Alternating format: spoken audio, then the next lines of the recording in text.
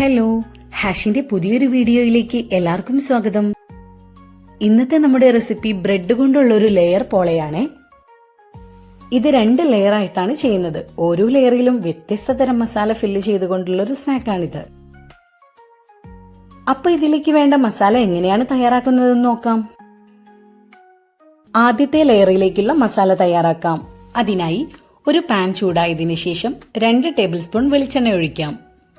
വെളിച്ചെണ്ണ ചൂടായതിനു ശേഷം ചെറുതായി മുറിച്ചെടുത്ത കറിവേപ്പില, 1 ടീസ്പൂൺ ഇഞ്ചി ചതച്ചതും 1 ടീസ്പൂൺ വെളുത്തുള്ളി ചതച്ചതും ചേർക്കാം. ഇതിന്റെ പച്ചമണം മാറിയതിനു ശേഷം ചെറുതായി മുറിച്ചെടുത്ത പച്ചമുളക് കൂടി ചേർക്കാം.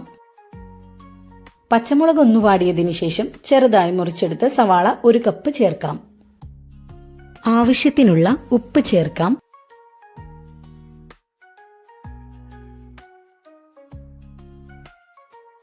സവാള വാടിയതിനു ശേഷം ഗ്രേറ്റ് ചെയ്തെടുത്തിട്ടുള്ള ക്യാരറ്റ് 1 കപ്പ് ചേർക്കാം.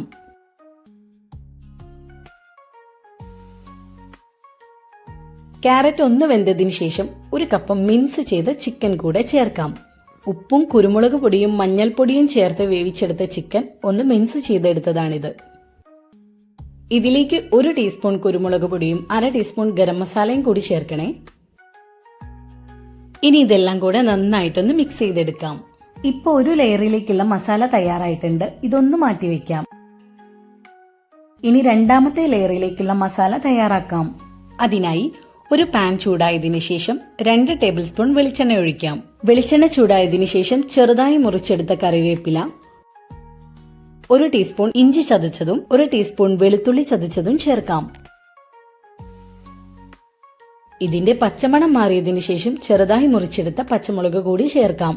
പച്ചമുളക് ഒന്ന് വാടിയതിനു ശേഷം ചെറുതായി മുറിച്ചെടുത്ത സവാള 1 കപ്പ് ചേർക്കാം. ആവശ്യത്തിനുള്ള ഉപ്പ് ചേർക്കാം.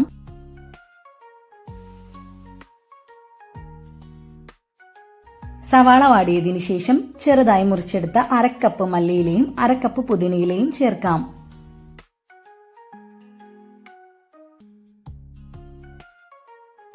ഇതൊന്ന് വാടിയതിനു ശേഷം ഇതിലേക്ക് 1 കപ്പ് മിൻസ് ചെയ്തെടുത്ത ചിക്കൻ ചേർക്കാം.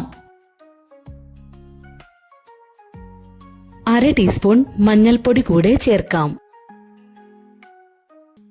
മസാലയിലേക്കുള്ള ചിക്കൻ വേവിക്കുന്ന സമയത്ത് ഉപ്പും കുരുമുളക് പൊടിയും മഞ്ഞൾപ്പൊടിയും ചേർത്ത് ഒരുമിച്ച് വേവിച്ചെടുത്തതിനു ശേഷം ഒന്ന് മിക്സ് ചെയ്തെടുത്താൽ മതി. ഇതിലേക്ക് 1/2 ടീസ്പൂൺ ഗരം മസാലയും 1 ടീസ്പൂൺ കുരുമുളക് പൊടി കൂടി ചേർക്കാം. ഇനി ഇതെല്ലാം കൂടെ നന്നായിട്ടൊന്ന് മിക്സ് ചെയ്തെടുക്കാം. രണ്ടാമത്തെ ലെയറിലേക്കുള്ള മസാലയും തയ്യാറായിട്ടുണ്ട്. ഇതും കൂടെ ഒന്ന് മാറ്റിവെക്കാം. ഇനി ഇതിലേക്കുള്ള മുട്ടയുടെ മിക്സ് തയ്യാറാക്കാം. അതിനായി 8 മുട്ട പൊട്ടിച്ചതിലേക്ക് 1 കപ്പ് പാലൊഴിക്കാം. ഇതിലേക്ക് 1 ടീസ്പൂൺ കുരുമുളക് പൊടി, 1 ടീസ്പൂൺ ഉപ്പ് എന്നിവ ചേർത്ത് നന്നായി ഒന്ന് ബീറ്റ് ചെയ്തെടുക്കാം. നന്നായി ബീറ്റ് ചെയ്തതിനു ശേഷം ഇതൊന്ന് മാറ്റിവെക്കാം. ഇനി നമുക്കിതൊന്ന് സെറ്റ് ചെയ്തെടുക്കുകയാണ് വേണ്ടത്. അതിനായി ഒരു പാത്രം എടുത്ത് നെയ്യൊന്ന് സ്പ്രെഡ് ചെയ്തെടുക്കാം. ഇതിലേക്ക് മുട്ടയുടെ മിക്സിൽ മുക്കി ബ്രെഡ് ഇതുപോലൊന്ന് അറേഞ്ച് ചെയ്തെടുക്കണം. ബ്രെഡ് എടുക്കുമ്പോൾ ബ്രെഡിന്റെ സൈഡ് വേണമെങ്കിൽ ഒഴിവാക്കാം. നമ്മളിവിടെ ബ്രെഡിന്റെ സൈഡ് കൂടി എടുത്തിട്ടുണ്ട്. ഓരോ ബ്രെഡും എഗ് മിക്സിൽ മുക്കി പാത്രത്തിൽ ഇതുപോലെ ഒരു ലെയറായി അറേഞ്ച് ചെയ്തെടുക്കാം. എല്ലാ ഭാഗവും ഫില്ലായതിനു ശേഷം നന്നായിട്ടൊന്ന് പ്രസ് ചെയ്യാം.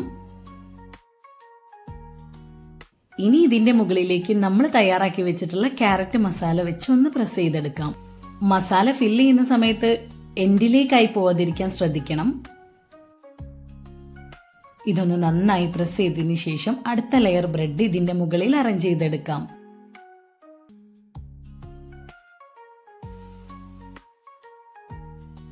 ഇനി ഇതൊന്ന് കുക്ക് ചെയ്തെടുക്കാം. ചെറിയ തീയിൽ 10 to 15 മിനിറ്റ് വെച്ചാൽ തന്നെ ഇതിന്റെ ഒരു സൈഡ് വെന്ത് കിട്ടും. ഒരു സൈഡ് വെന്തതിന് ശേഷം ഇതൊന്ന് മറിച്ചിടാം. ഇതിന്റെ മുകളിലായി അല്പം എഗ്ഗിന്റെ മിക്സ് ഒഴിക്കാം.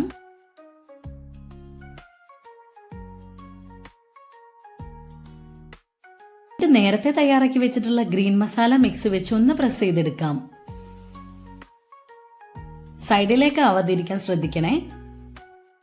ഇതൊന്ന് നന്നായി പ്രസ് ചെയ്തതിനു ശേഷം ഇതിന്റെ മുകളിൽ ഒരു ലെയർ ബ്രെഡ് കൂടി വെക്കാം. എഗ് മിക്സിൽ മുക്കിയെടുത്തിട്ടുള്ള ബ്രെഡ് വെച്ച് നന്നായി ഫില്ല് ചെയ്തെടുക്കാം. ഗ്യാപ്പുകളൊന്നും ഇല്ലാതിരിക്കാൻ ശ്രദ്ധിക്കണം. നന്നായി പ്രസ് ചെയ്തതിന് ശേഷം ബാക്കി വന്നിട്ടുള്ള എഗ്ഗിന്റെ മിക്സ് ഇതിന്റെ മുകളിലൂടെയും സൈഡിലൂടെയും എല്ലാം ഒഴിച്ചെടുക്കാം. ഇനി ഇതിന്റെ മുകളിൽ ക്യാരറ്റും മല്ലിയിലയും വെച്ച് ഒന്ന് ഡെക്കറേറ്റ് ചെയ്തെടുക്കാം.